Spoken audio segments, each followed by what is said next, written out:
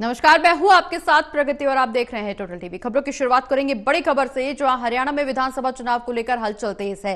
दरअसल बजरंग पूनिया, विनेश फोगाट की राहुल गांधी से मुलाकात है। हरियाणा में चुनावी हलचल के बीच ये मुलाकात हुई है। ये मुलाकात कई मायनों में अहम मानी जा रही है।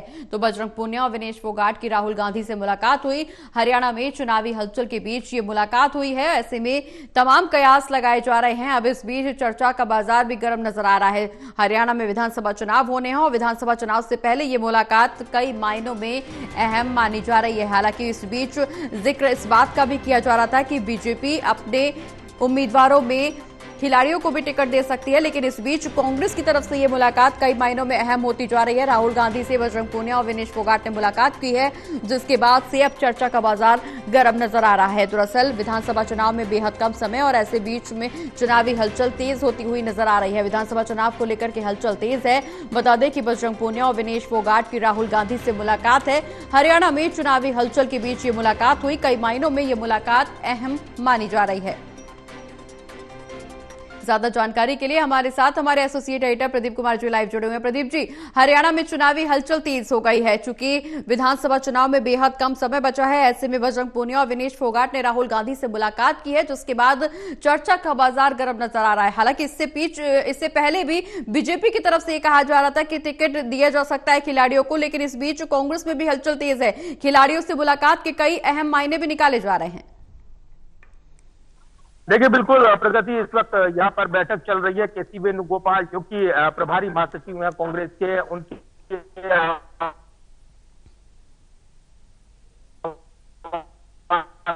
पहुंचे हैं और ये सीधे तस्वीरें इस वक्त आप देख पा रहे हैं। जबकि मुलाकात यहाँ पर की है, इससे पहले राहुल गांधी से मुलाकात की थी यहाँ पर विनेश फोगाट ने और बजरंग पूनिया ने, और मुलाकात के बाद ये गाड़ी यहाँ से रवाना हो गई है। अभी अभी सीधे तस्वीरें आप देख रहे थे, जो कि निवास स्थान है यहाँ पर केसी वेणुगोपाल का, जो संगठन महामंत्री हैं कांग्रेस के, और उनके यहाँ मुलाकात की है। इससे पहले उन्होंने राहुल गांधी के आवास पर मुलाकात की थी। राहुल गांधी आज जम्मू कश्मीर में चुनावी रैली के लिए जा रहे थे, उससे पहले ये मुलाकात हुई थी। और अब ये हलचल बढ़ी हुई है, क्योंकि जिस तरीके से कौन इसके अंदर है, वो गाड़ियों काले शीशे लगे हुए हैं, लेकिन विनेश फोगाट और बजरंग पूनिया की मुलाकात हुई है राहुल गांधी से, और माना जा रहा है कि विनेश फोगाट हरियाणा में विधानसभा चुनाव लड़ती नजर आएंगी। और जो सीटें पेंडिंग है 2 दर्जन, उनमें से उनकी सीट पर भी निर्णय होना है, ये सूत्र दावा कर रही हैं।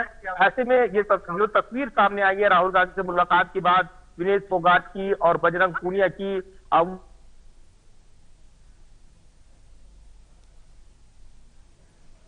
बिल्कुल प्रदीप जी, जिस तरह से ये तस्वीरें निकल करके सामने आई हैं, निश्चित तौर पर कयास कई लगाए जा रहे हैं। हालांकि स्थिति तभी स्पष्ट हो पाएगी जब उम्मीदवारों की सूची सामने आएगी। कहा यह भी जा रहा है, कयास ये भी लगाए जा रहे हैं कि शायद विनेश फोगाट को टिकट दिया जा सकता है और चुनावी मैदान में उतारा जा सकता है। लेकिन निश्चित तौर पर अगर खिलाड़ियों को चुनावी मैदान में उतारा जाएगा तो पार्टी को कितना लाभ मिलेगा?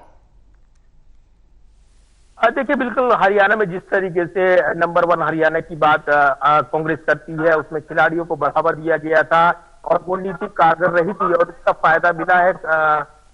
अधिक से अधिक मेडल आए हैं।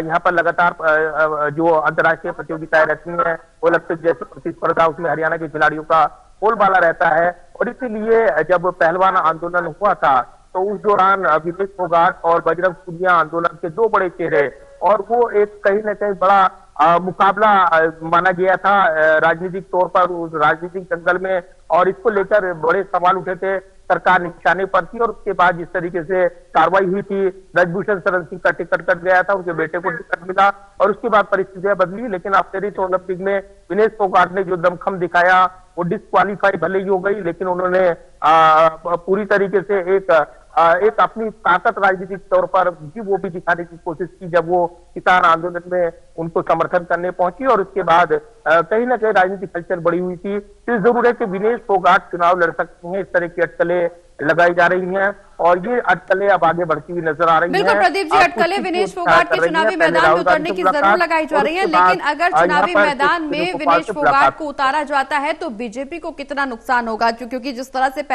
ओलंपिक का यहाँ पर पेरिस ओलंपिक का जिक्र किया जा रहा था, पेरिस ओलंपिक में हालांकि विनेश फोगाट अयोग्य जरूर साबित हुई थी, लेकिन इस बीच देश भर में उन्होंने अपना परचम लहराया, न सिर्फ देश में बल्कि पूरी दुनिया में भारत की तरफ से अपना झंडा बुलंद करके वापस लौटी है। खेल प्रेमियों में कहीं ना कहीं सरकार के प्रति नाराजगी है, क्योंकि अयोग्य घोषित हुई थी विनेश फोगाट। राजनीतिक दल भी इस पर राजनीति करते हुए नजर आ रहे थे। क्या इससे बीजेपी को कुछ नुकसान होगा?